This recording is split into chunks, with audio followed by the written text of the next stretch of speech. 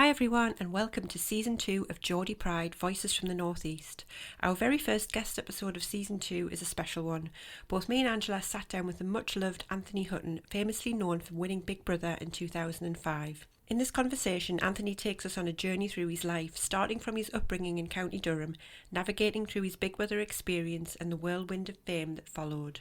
He opens up about the highs and lows of sudden celebrity, his transition back to reality, and how being a barber and his passion for mental health advocacy inspired him to make a difference. Anthony shares some really touching stories with us, including the profound influence of his grandma on his journey and his dedication to the Never Throw in the Towel project. Before we head into the episode, I also want to mention that Anthony has a documentary out on Amazon Prime called Surviving Reality Beyond the TV Dream, where he does go into more of these stories and talks about his battles with addiction and mental health.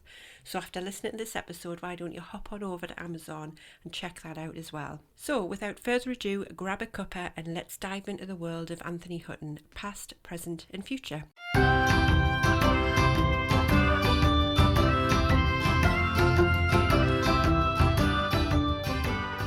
You're listening to Geordie Pride, Voices from the Northeast. I'm Hayley and alongside my cousin Angela, we're thrilled to bring you the stories that share the heart and soul of the northeast of England. Each episode we'll dive into the lives of extraordinary Geordies and those who call the northeast home, exploring their journeys and celebrating their achievements. From the time to the teas, from the arts to the sports fields, we're here to share the tales of passion, resilience, and of course, Geordie pride.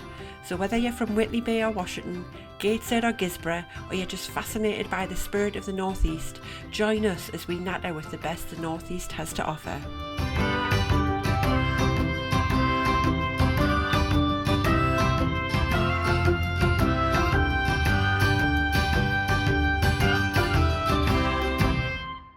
Welcome to Geordie Pride, Anthony. Thank you for having me. Lovely to meet you. So I think a lot of people listening will know you from winning Big Brother a few years ago, but I want to go right back to the beginning. I want to hear where you're from in the Northeast and what was Anthony Hutton like when he was a young lad? So thanks for having me. We've had a good little giggle before we even started. So I'm originally from County Durham. I grew up in a little place called Delves Lane, just a little kind of place in Consett really. And I had such a fantastic upbringing.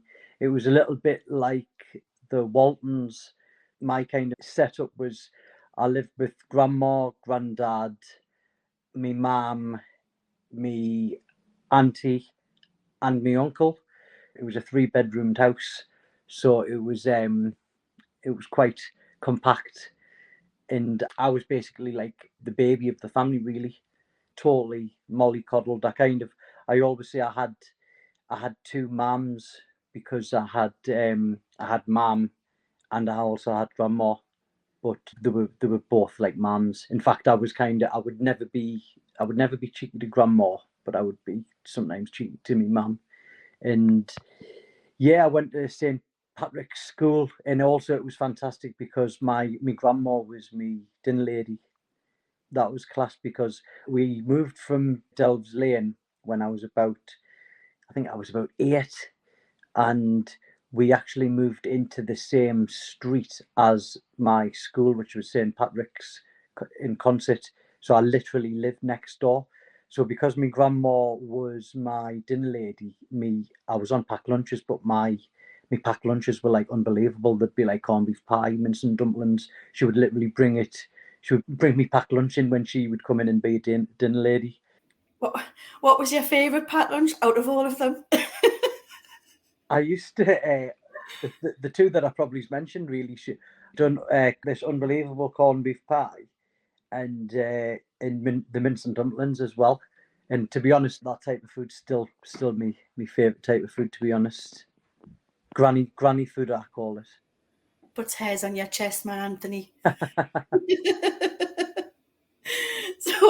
So what got you into Big Brother then? How did you kind of just that evolve? Did you want to do it? Was it something that it was just off the cuff and you thought, oh, I'll try that? Or have you always wanted to do it? No, I've always been, and I don't know whether it was installed in me from parenting, but I've always been really, really ambitious. So the whole of my youth and from literally being a little boy, I always wanted to be a footballer.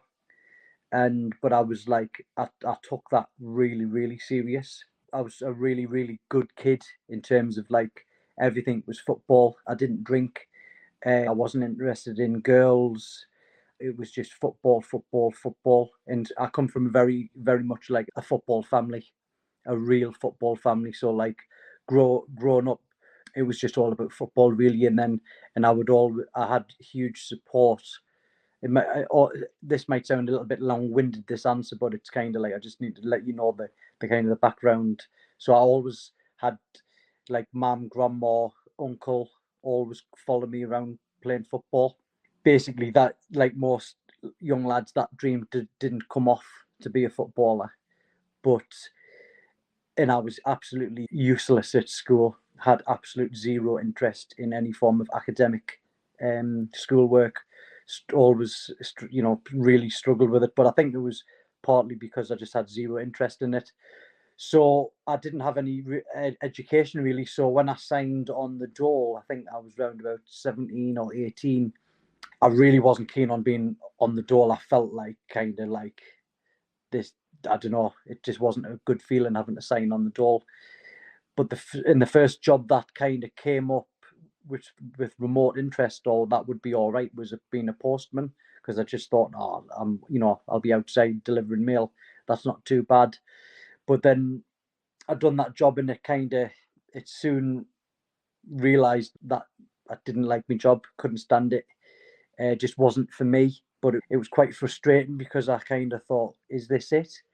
It kind of is, because I didn't have any education, I didn't have a trade, but I just thought I've surely got more than this. And that's when the idea of getting on Big Brother came up in my head. I was a huge fan of the show. I always remember watching the first ever one, and I was glued from the start, and then kind of like watched them ever since. And then the idea of me going to do the show got really cemented in my head, and it was like, right, I'm going to go to these auditions, and I'm going to try and get on this show, and I'm going to try and change my life up. And that was the idea from getting on the show. I was hungry to change things up in my life. From watching it myself when I was younger, I used to be so addicted to it as well, like with Nasty Nick and all that. Like I loved all, because I think that was the first season, wasn't it, with Nasty Nick? I think it was absolute TV gold. That, like, even looking back on it now, it was TV gold, because it was the first ever one, and then he was so sneaky, and I still remember that being like, what, like, gripped. So what was the audition process like? Did you have to do anything unusual? And what was it like when you found out that you got on it? Yeah, I was borderline a super fan, to be perfectly honest. So the whole process I was just absolutely fascinated by. So basically, when I got on, you had to queue up. I set off at like 3:30 in the morning. I picked my mate up, and then we picked up my other mate. And my mate had actually been on the drink, so he was still like, I think he was still actually like pretty much pissed in the car. And whereas I was sober as a judge, and we blasted down to Manchester, and I think we were going out in Leeds on that weekend, but the lads came with me so I could audition. Or got to the front of the queue. The queue was absolutely huge. There was thousands of people there, and it was a very colourful crowd. It was, there was all sorts of different types of people. It was fascinating to see. And so, on a side note, I know I said I was a postman, but I'd actually quit the post office job, and I became a 70s disco dancer in this dance troupe that was called Stretch Limo's Boogie Express. And that job was, honestly, that job to this day was still probably it wasn't even a job really. The amount of fun I had doing that job as a 70s disco dancer, it was just unbelievable. It was the group was all males. We were all very similar type of lads in terms of like very outgoing. We were all straight. We all loved the ladies, and we all loved to dance. And I got brought up by 70s disco music, so my mum absolutely like loves, like one of her favorite movies was Saturday Night Fever. So I actually grew up watching that movie, and I knew all the songs, the Bee Gees, Disco Inferno. So I was just in my element. So that job kind of made me realize that I kind of like a bit of the limelight. I'm an extrovert. I like being on stage. So, and because it was such a unique job, as soon as I kind of met the producers, told them I was Anthony, but I was also called Chico Importante from Puerto Rico, teeth of whiteness, sauce of tightness, that immediately got their attention, and they got me to dance from the off, in front of everybody. So I basically just started dancing with some 70s moves in the queue, and and then it was like from then it just kind of built momentum really. There was a period where you had to talk into the diary room for about a minute. Like I said, I was coming from a very, very determined angle of getting on that show. I wasn't there to make friends. I was coming to them auditions like a steam train. Like I was looking to get on the show. I wasn't doing it for the crack. That competitive sporting background that I've always had cemented in me from a youth, that kind of like translated into the Big Brother auditions really. And it was so much fun. And then I got told I was on the show. I'll never forget, I got told I was going to be a housemate. And then I basically had to meet in a random location in London. And that was crazy in itself because before the auditions, I'd never been to London before. And I remember just stood at this location where I was told to meet, and some lad came and got me, told me he was going to be my chaperone. And then I got hidden away in France for 2 weeks before the show started. I stayed at a random little place called Dieppe in France. And the 2 weeks in France was carnage because the lad who was looking after me, he was a guy called Ollie, who I've never seen ever since the show. He was like 26. We got on like a house on fire. So we were basically just on the drink for 2 weeks in France. We'd done a road trip to Paris. We had random French people back at our house constantly. It was carnage. Even before getting on the Big Brother house, the journey was unbelievable, and I'll never forget it. So you were just with Ollie and that was it? So you had no idea where any of the other ones were or anything like that? Were they in a different location or? No idea. No. But what was interesting, though, it's a good question that you mentioned that. So on our way back from France to get into England, from the borders, because we drove to France, I remember that there was about 6 cars in front, and there was a black guy with a bald head who looked like he was in his 50s, and he was with a white guy who was around about Ollie's age, 25, 26. And I was like, he's got to be a housemate. He's got to be a housemate. And sure enough, I was proved right when I walked in the house, and one of the first guys I clocked was Derek.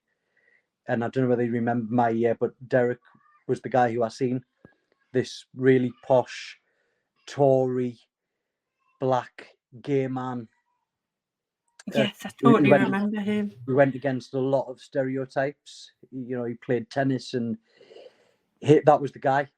So, but apart from randomly seeing him coming back, No, I didn't meet any of the housemates or speak to any of the housemates or anything like that before the show started. Oh wow, it must have been such a process for you, and I bet it was like just kind of a whirlwind for you actually. Oh yeah, the whole thing was mind blown. Like even so, when I came back, so the Thursday coming back into England, I had to wear a mask to hide my face, and then got put into a hotel. But obviously, it was all top secret. And I always remember being in the hotel and I wasn't allowed to come out of the hotel room. I wasn't allowed to answer the door or anything like that, because back then they were really hell bent on the press not knowing who was going to go into the house. But so I remember just being in my room on the Thursday night, just literally like, I cannot believe I'm going in the Big Brother house tomorrow. This is just, it was absolutely mind blowing, because like I touched on before, I was such a huge fan. It was such a whole surreal experience. And then when I done the walk into the Big Brother house and then got into the house, it took me a little bit. I was kind of like starstruck. So for the first couple of days, I was like in awe of the whole situation. I remember going into the day room, and again, I was just like looking around, going, "I'm in the day room. I can't believe I'm in the day room. This is crazy." But then it kind of just, it almost started as time passed by. I was in there for nearly 3 months. So I think 79 days I was at. So it actually got to the point where I felt that comfortable in it. Leaving the house felt weird, because I was actually so used to the people. A lot of people ask the question, like, what was it like? Was it the same? The whole experience was exactly how you've seen it, in terms of, I did not speak to any producers. There was nothing set up. Every single situation that happened in there completely happened organically. 9 weeks into it, we had to speak to a psychologist, but that was in the day room. We didn't see his face, and that was just like a brief conversation that was maybe 5 minutes, just literally just checking in, like, are you okay? Just checking in on us, really. But apart from that, everything else was how the kind of viewers would kind of see it, really. Obviously broken down and edited into a 1 hour show on the night, but there was nothing set up at all. Yeah, my daughter was asking that before, because she was asking, like, who are you speaking to tonight? And so I explained what Big Brother was, and she was like, she just couldn't grasp it. She was like, so you just like watch people in a house?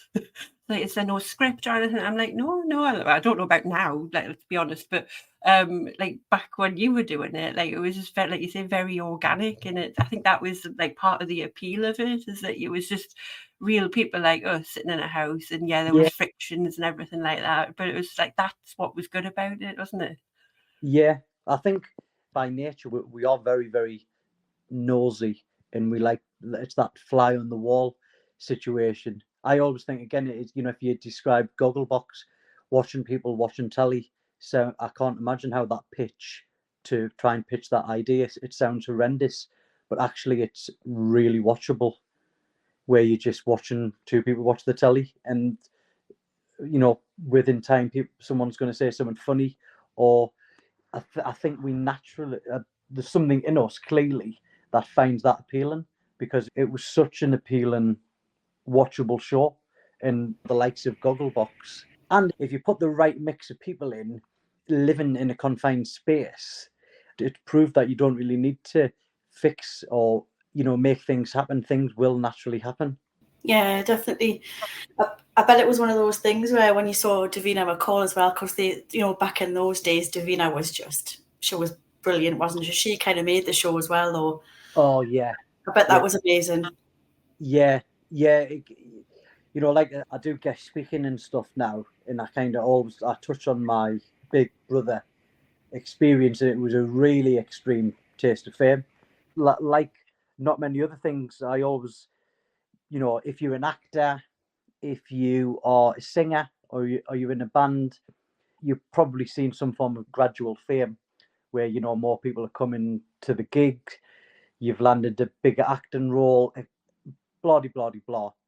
Where mine was, I lived with mum and grandma and granddad in Concert. I was a really naive young 23-year-old, like really mollycoddled, didn't pay rent, didn't pay any board, just all my money was me drinking money. I did obviously have a bit of taste of an element of fame in terms of being on stage, being a dancer, but my life was very, very simple. Then the next time I moved out grandma's house was the Big Brother house, and then was in there for 3 months, then came out to fireworks, came out to people holding posters of me face, people shouting my name. It was absolutely mind blown. I'd just won £50,000. I'd just won the show. Again, that was just, it was kind of like, it was as if I was in a movie or something. Then the next day, I was with my mum, who had signed with an agent, and I'd just signed a £200,000 photo shoot the next day, and then I got whisked away to do a photo shoot in a mansion to get interviewed from OK magazine. So it was like a wallop, a huge wallop of a high, crazy experience. Yeah, I bet. Do you think that if you were ever asked to go in and do like a winners thing, like all the winners of all the years, do you think you would go back in? And if you did, what other person from any other series would you like to be stuck in the house with? That's a question that gets asked. It's an interesting question, that, because I'm torn, because now at 42, married with a little 2-year-old, another baby on the way in July. You know, I don't want fame. I don't want it, to be honest. But there is a huge but. I've still got I'm a very much a you only live once type of person. The potential money that could be made now with the likes of social media, that would be very irresistible as well. I'm very, very torn. Knowing me, I would probably have to still do it. I probably would have to still do it. My wife, she's always like, yeah, go on, do it. She's really supportive with stuff like that.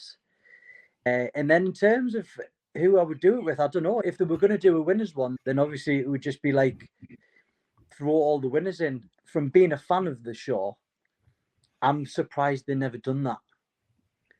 Because being a fan, it's a question that I always get asked, or you know, if people are asking us about Big Brother and stuff, question that gets mentioned a lot, like, oh, there should have been a winners one. And I know that they did do another one where they got people in, but I don't think the cast that they picked was very good. They should have done a winners one, I think. I would love that. What did they just do like a couple of months ago? It was the Love Island All Stars, wasn't it? So they might have got the idea from that. They'll be like, yeah, oh, Big Brother All Stars and get all the past winners in. That would be kind of. Yeah, maybe. I don't know. Never know. Yeah. You never know. I don't 100%. It would be, honestly, it would be a hard one though, because there is a part of me that like wouldn't want I would definitely want the money. I wouldn't want the fame. Is there anybody that you wouldn't want to hope to be stuck in the house with? I'm not allowed to answer that. You know what? There's no one that could really do that to me, to be honest, because nothing really bothers me, to be honest. I'm very laid back. I'm very, if there is a problem, I'm someone who is prepared to sort it out in a non-confrontational way. I'm just someone who would kind of like, well, if there is a problem, then let's, like, what is the problem, and let's sort it out. So there's no one that could do that to me, to be honest, where I'd be like, oh my God, they're going in, or I don't want to go in. No one could do that, to be honest.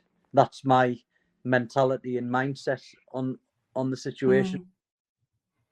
I think that's a great mindset, and I think it's probably a bit of, I don't think I would have been like that when I was younger, but I think maybe maturity and having kids and stuff really kind of leans into that, doesn't it? Yeah, absolutely. I would totally agree with that. Life experience, probably has a huge part of that. I always say that I would consider myself as the best version of myself, and that's just purely from life experience. And you've alluded to it a couple of times about not wanting the fame. Like, obviously, when you came out, it was a massive shock to the system. It was like going from your granny's house to being on magazine covers and things like that. Like, what were the biggest challenges with that? Like, I can't quite grasp it in my head, like what that would be like for you and what a shock to the system it would have felt. So I absolutely was all over that. It didn't particularly faze me, that side of it. The fame and the huge hit, I was loving it. I was young, single, very outgoing lad who was an extrovert, who I've always been really good socially. I loved nightclubs. I was totally suited to it. Did it have negatives? Absolutely. Of course it did. If you win 50 million in the lottery, there's going to be some negatives. The main negatives really were when the fame and money died. So there was a huge high, but actually there was also a huge low. So when it got to the point when the fame and money started to gradually go and it started to dwindle, then it got to the point where it was, I think I need a job. Money's not coming in. I was so paranoid. You had pride, ego, all of that come into play. Of like I can't get a normal job, because for so long I was Anthony from Big Brother. That was my title, and so that gradually started getting worse and worse, and it got into a dark place. So that was the bad side of it and the downside of it. But would I change it? I wouldn't. I wouldn't change it, because it's built me the man I am. I've turned all of those negatives into a positive. Now I talk about mental health. I'm an advocate. I help a lot of people. I've turned all them negatives and losses, and I've turned them all into a positive. And like I said, for me, it's just a journey, isn't it? That's what life's about, isn't it? It's a journey. So obviously that was something that you're obviously very passionate about, Anthony, and from the things that you've gone through with Big Brother and been through dark place and stuff like that. So how long have you been doing all the mental health work now for all the men and things like that? And I've heard that you've branched out to do, obviously the ladies are introduced into groups now as well. Yeah, so it's a beautiful story, really, which might sound contradicting, really, to such a dark subject. I've been in a real bad place. I managed to get out of it, and then I got back into the hair industry. So just a quick side note: when I was a 70s disco dancer, it gave me the opportunity to get into hairdressing. So anyway, I got back into the hair industry, and that, being a barber, talking to men for a living, I started getting men to open up to me, just naturally, because that's what the barber chair does. And that, being in that dark place, I was always I kept them cards close to my chest. I moved to Darlton to get out of for a complete change up, for a clean slate, and I was actively moving to Darlton. Was my first ever job that I got from Big Brother. This was 2013. So I had I had got lads, like I said, were naturally opening up to me, and then that just gave me the natural nudge to start sharing my experience, to give them a bit of hope, really, because I was like, listen, I've also been in that headspace, mate. I'm out of it now. This is what I've done. As a barber, I find myself giving a lot of advice, and it's primarily, like I said, it's cutting hair, but it's it's talking to people, really. And then, so it was kind of like being a barber kind of highlighted that. It kind of showed me that men really struggle. Then my grandma passed away, and that was that was really, really difficult. And so when I done my grandma's eulogy, it was something that I took really serious. Doing my grandma's eulogy, I took so much pride in it, and I was like, I'm going to give her the best send off she could ever possibly have, and I'm going to tell her story so well. And so when I done my grandma's eulogy, I wanted to end on a positive note, and I used the words, "She never threw in the towel. She done everything she possibly could to keep on living." And that was describing her attitude towards stage 4 cancer, when she just had such a positive attitude. She never, ever, ever once flinched or gave up or complained. And she literally done everything she possibly could. She changed her nutrition. She'd done research on, being plant-based could really help her cancer.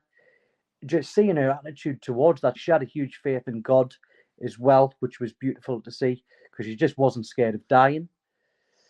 Anyway, outside the church, I was with my mum straight after the funeral, and a gentleman came up to me who I'd never seen before in my life, and he had literally tears trickling down his face, and he said, "Your eulogy was absolutely amazing, Anthony." And he said, "I knew your grandma from a lot of years ago. She was an absolute amazing woman." My grandma was like a legend in the St. Patrick's community at school. She was at the school for many years, and she touched a lot of lives. She was really, really respected. The church was packed out at her funeral. Anyway, the same night, I was in the house, in my mum's house in concert, and the same bloke sent me a message request on Facebook, and he just sent me a massive long message sharing with me that he'd been massively struggling with his mental health. He shared with me that he'd been going to see professional help, and he'd been feeling suicidal. And the words that have jumped out at him that I spoke about my grandma, the words "never throw in the towel," really hit home. And he used the words he's going to continue.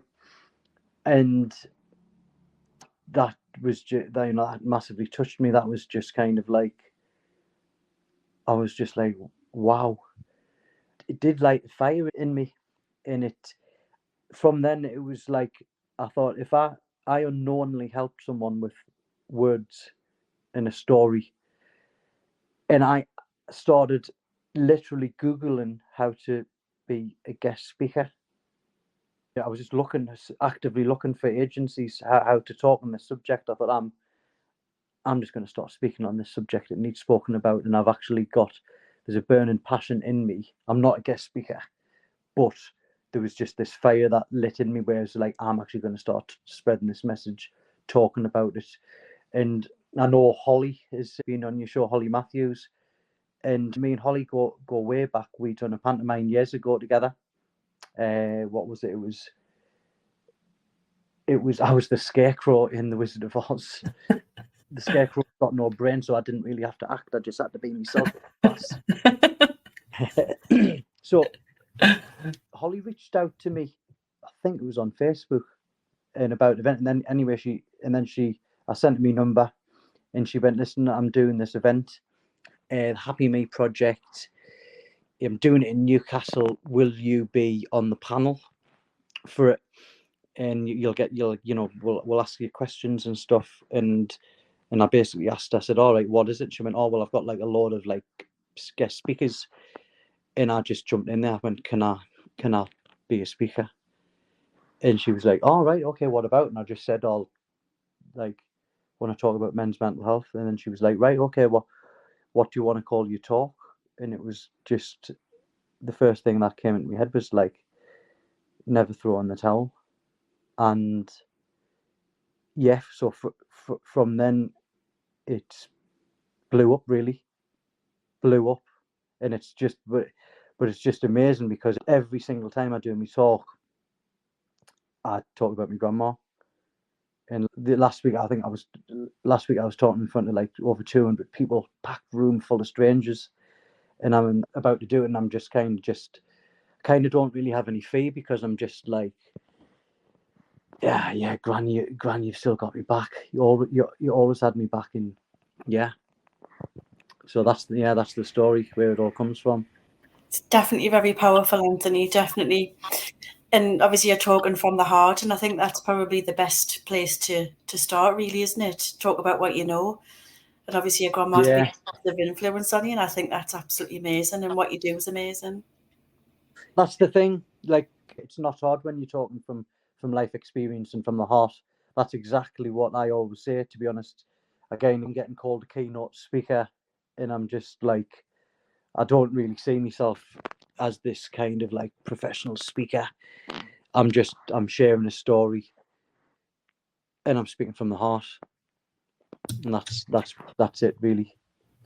But I think that's probably what makes it so effective, though. Unfortunately, I was in corporate for a while, and like I had plenty of speakers coming in, professional keynote speakers, and half of the time I would switch off. I'll be honest, like because it just wasn't like you could tell it was such a rehearsed script of like things that they thought they had to say for X, Y, and Z, and the ones that I would really listen to and get some impact from were the people that would just stand up and talk from the heart and talk about their experiences, and they're so open and so vulnerable.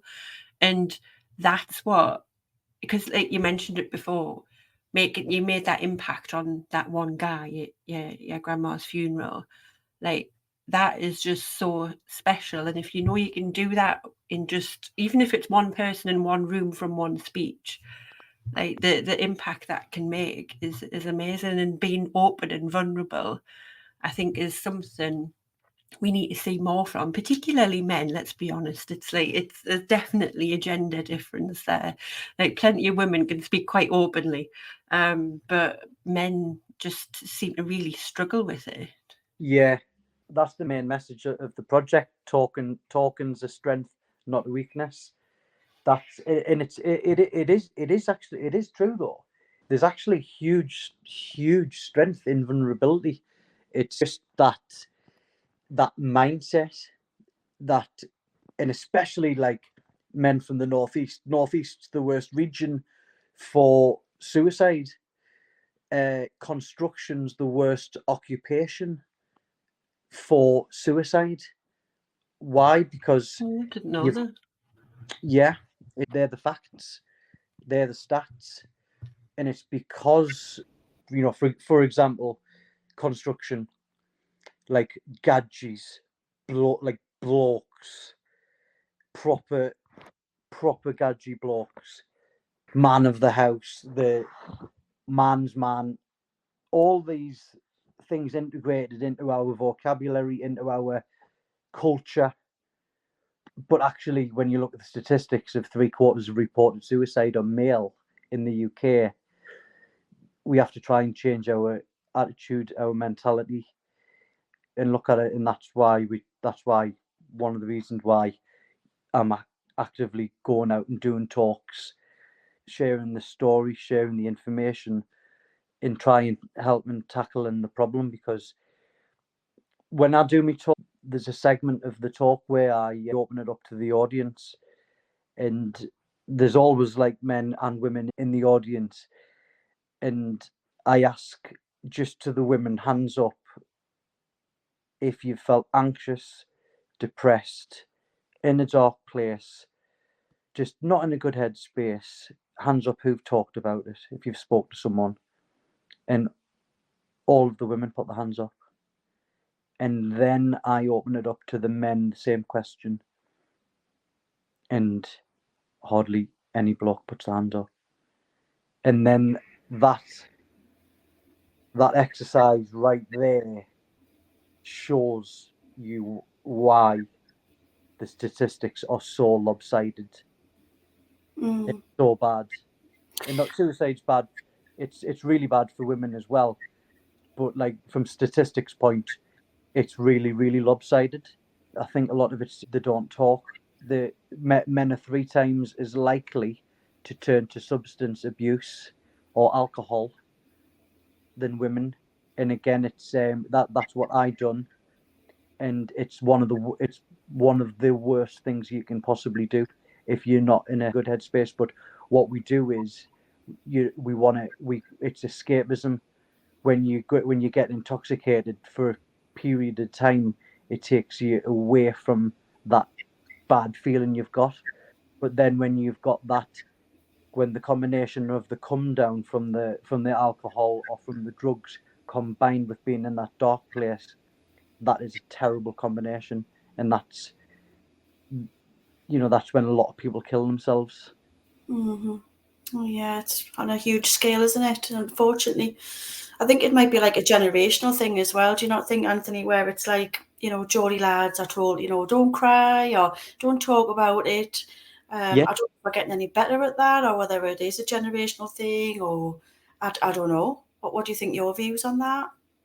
Absolutely, I think culture, like being from the northeast, we're tough guys, like a man's man. That absolutely plays a part. The statistic that surprised me was like blokes high in the 40s and 50s.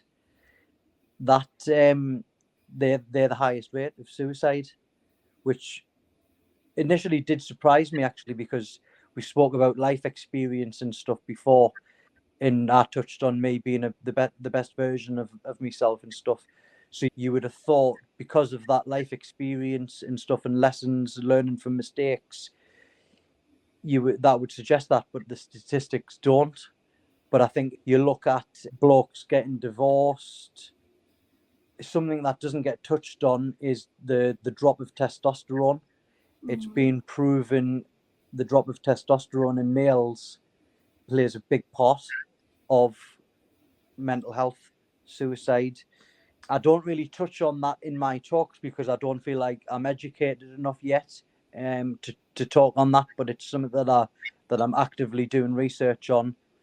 Women get, if women's kind of hormone levels and stuff, that you do get assisted with that medically, don't you? Where in America there's something called testosterone replacement therapy. That actually is something that males can take, but it's not really that much of a thing in the UK at the moment.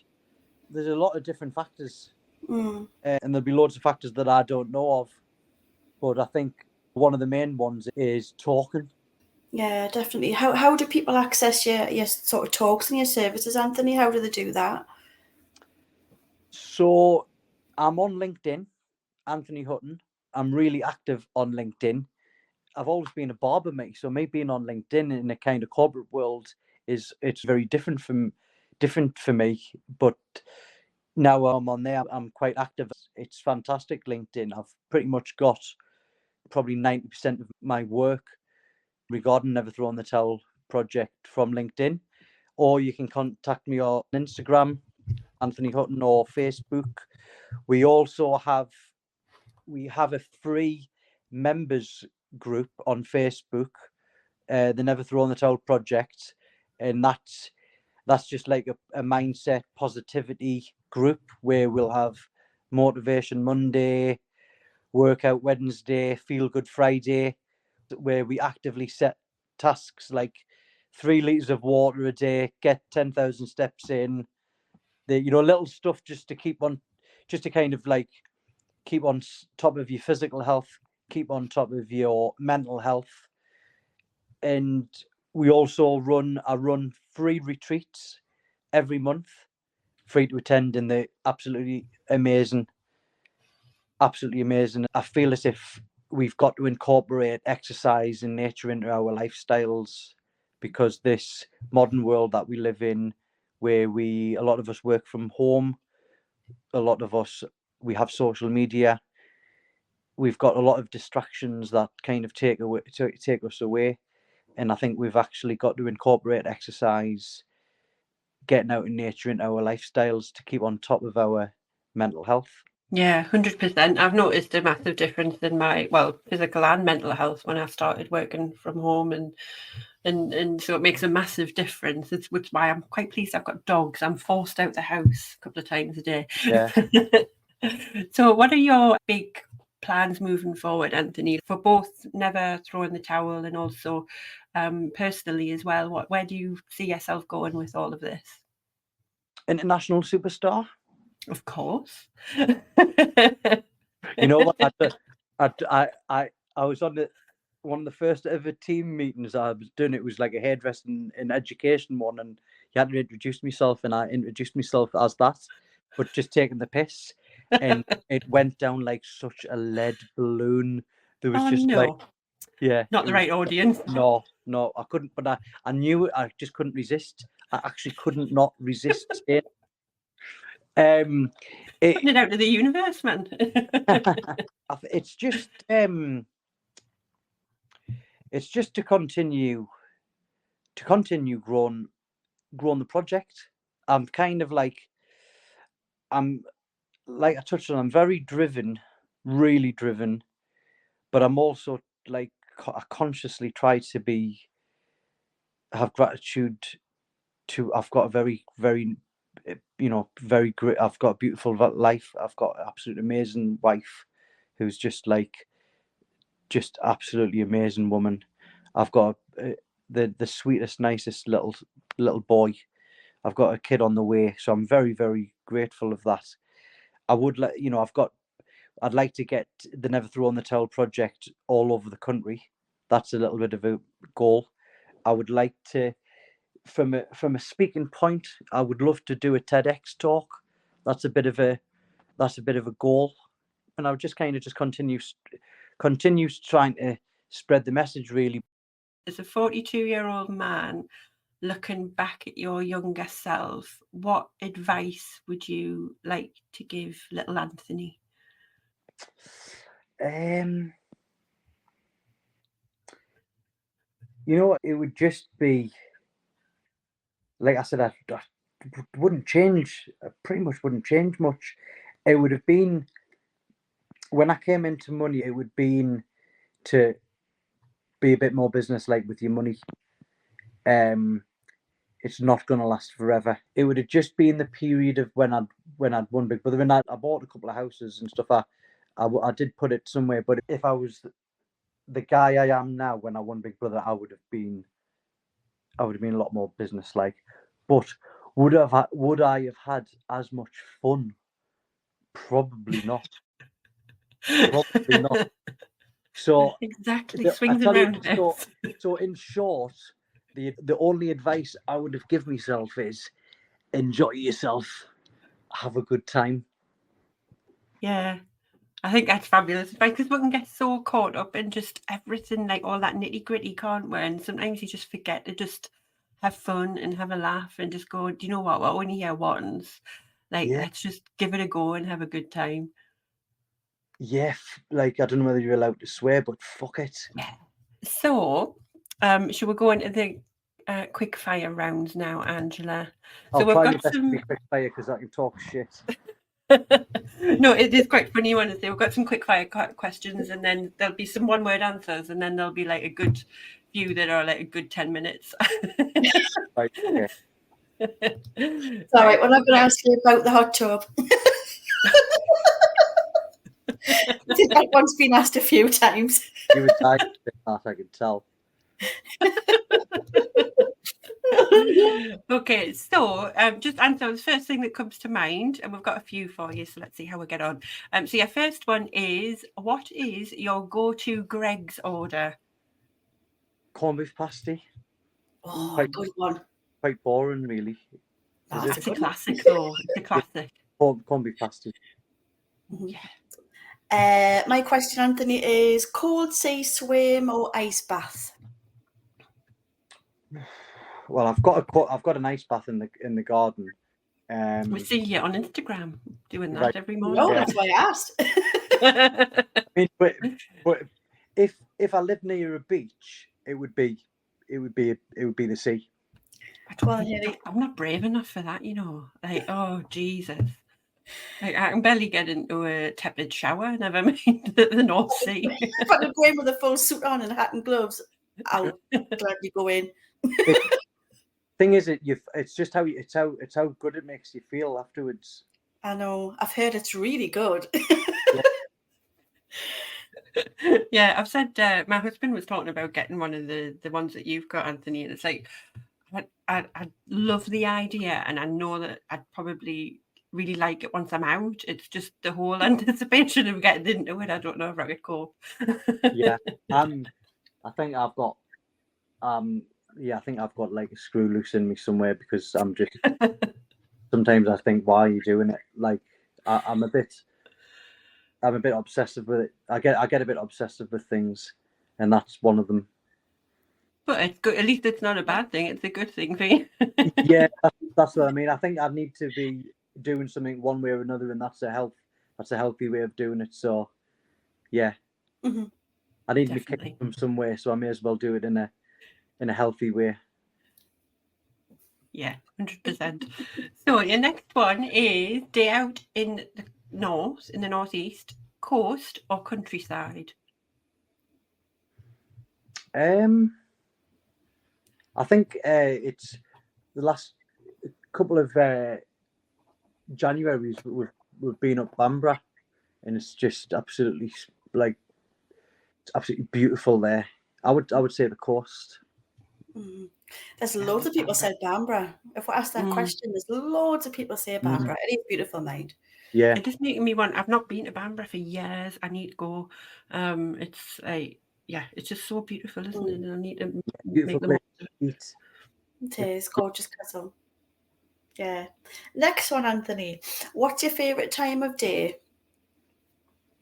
Ooh, favourite time of day. I'm a bit of I've always been a night person, me. I've always been a night person. I would have to say just nighttime. Mm-hmm. Yeah. You know, with me, I was like, I hate getting up, and I like love going to bed. So it's like I'm not a night owl, and I'm not an early bird. It's like maybe lunchtime's perfect for me. Lazy. That's called lazy. Yeah. Lazy person. I go with that. I accept it.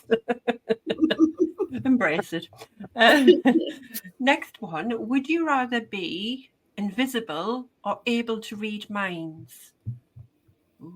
Ooh. I would like to be able to go invisible. I think you would go down. It potentially could be a sad place if you read minds. Yeah. Yeah, I'd rather not know, I think. Yeah, getting to know everyone thinking I'm a dickhead might not be a good thing. Yeah, if you were on that Teams call and you heard all of the reactions, you might be. Yeah, it's what women want, isn't it? It's like, yeah. That movie's good. Yeah, yeah. For me, mental health, I think I'll be invisible. This next one, Anthony, I think I know the answer to this one, but I'll ask it anyway. If you could go back to any fashion trend, what would it be? Yeah, you completely guessed it right. Absolutely 70s. I love everything about the 70s, and that is absolutely one of the things that I love about the 70s. I love the flares, the flashy polyester shirts, the music. I absolutely love the clobber, like, yeah. And he has me thinking you were going to go for 80s for the shell suits. No, I'd be wearing the 70s. Dressed like John Travolta strutting down. Yeah. You know, it was a good job I was on mute before, because I was pissing myself laughing with your name. Yeah, no. What, can you say it again? Just it really tickles it. Chico and Potente. Ass of tightness. Face of Colgate, 1977, 78, and 79. Will we ever see a resurrection of it? That's a long title. Can you not go into the Big Brother house with that title and just say, no, I'm not Anthony? You would not want to see me having a resurrection and then fitted flares. Oh, sorry, I thought you meant erection. Sorry. Sorry. Oh, brilliant. Oh, that'll keep me going on like that. You know what? Now I've lost me. Just on a total side note, so that there was another character, right? And he was the cowboy, Billy Ray Valentine. And honestly, he had a baseball bat down his kegs. It was Jeez. absolutely ridiculous. And the compere used to say, it's Billy Ray Valentine. He's packed full of fun with his 12-inch love gun. But was it Damn it. real? No, it was absolutely ridiculous. Honestly, it was ridiculous. And he used to wear the tightest jeans you'd ever seen, and he wore these like chaps, but like you could obviously the chaps were the crotch was revealed, like it was around the jeans, so it was like really highlighting the area. So obviously you would literally just see women literally just staring at his crotch. It was. I bet it was still in the Yeah, don't package. blame them. What? I bet it was still in the package. What, the 12-inch love gun? Oh God, I'd be running in the opposite direction. Jesus. Yeah, mate. It's one of my partner's favourite sayings, that.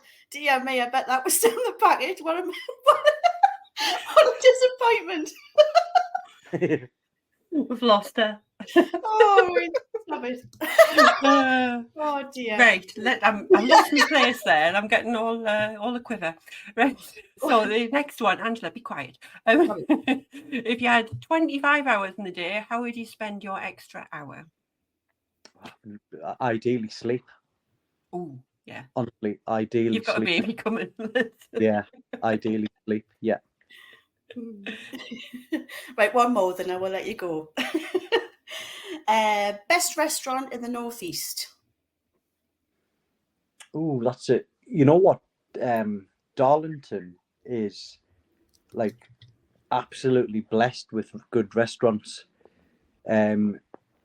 Darlington was the only 2 Michelin star restaurant in the Northeast, I think. It was a restaurant called the Raby Hunt, but there's a place called the Bay Horse that's in Herworth. That's I think that's got a rosette, and the food there, like me and my wife, we love going to restaurants. I love cooking. Cooking's one of my passions, and I struggle to get a better place than the Bay Horse. They've got a real like great balance of like, it's exquisite fine dining, but it's a pub, so you're still able to get like chips on the side. They have a great side menu. They do this dauphinoise potato that's unbelievable. The bread that you get from there, you get these 3 different types of bread, and they're all literally all freshly baked. Honestly, I can't recommend it enough. If you ever fancy in a really good restaurant, the Bay Horse in Herworth is like, that's my go-to place. But I just went there a couple of weeks ago on my birthday, and it was like 10 out of 10. It's 10 out of 10 every time. So yeah, that's my favourite restaurant. Sounds like my type of place. Chips and bread, perfect. Yeah, it's unbelievable. Unbelievable. Oh, fabulous. Thank you, Anthony. So all of the places that you mentioned, I'll pop the links in the show notes, like LinkedIn and Instagram and everything like that. Is there anything else that you would like to say to our listeners before we let you go? Thanks for listening. I hope it's been a laugh, hasn't it? It has. I'm pleased you've enjoyed it. But yeah, thank you so much for joining us, and everyone go give Anthony a follow and check out all of the wonderful work he's doing with his mental health and never throw in the towel. So thank you, Anthony. Yeah, thank you. Right. Thanks very much. Cheers. It's been a laugh. I've enjoyed it.